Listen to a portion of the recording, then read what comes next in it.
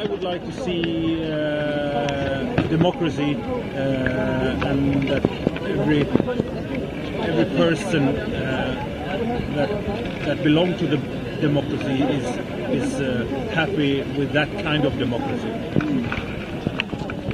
I want to see a future for my grandchildren and also for the Bush family's grandchildren. You know, we're all connected. We have to change. We have to change. We have to be responsible take responsibility for our own lives and feel compassion for the other people also. I mean, I don't want to say anything else. Then I start to cry because I think the word is... There's too many unhappy people around. Too many people dying, you know, just because we are so selfish. We don't seem to care. So there's something wrong with us. I don't know how to change people's minds. Do you? Well, occupy myself, free myself from my own ego, see everyone as one. We have one planet, no countries. We should act everything we're made of as love.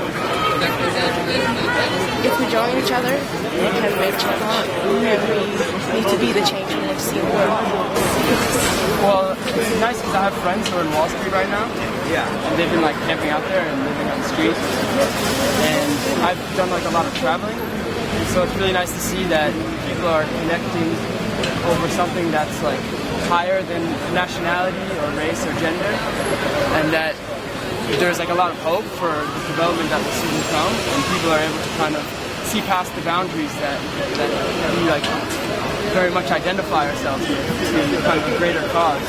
And it's really comforting that even though I'm here on the other side of the world, in a way it makes me feel at home because the people are so open and connected with this reality that we have to kind of be more responsive and more responsible towards how we are involved in the development of our future. And so I think we're at a turning point. I think, if anything, this Occupy Wall Street rally and Occupy Stockholm rally shows that people are fed up. And at some point, we're going to have to think about a new way of doing things.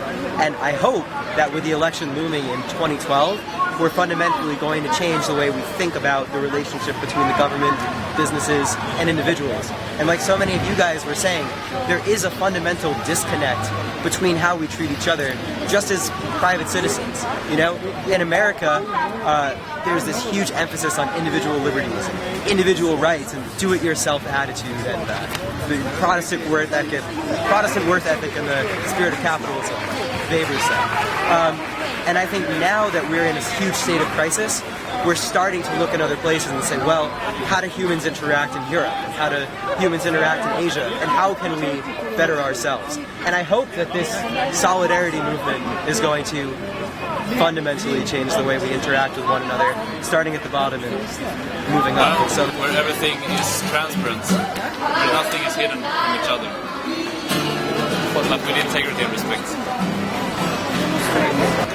This is only the beginning.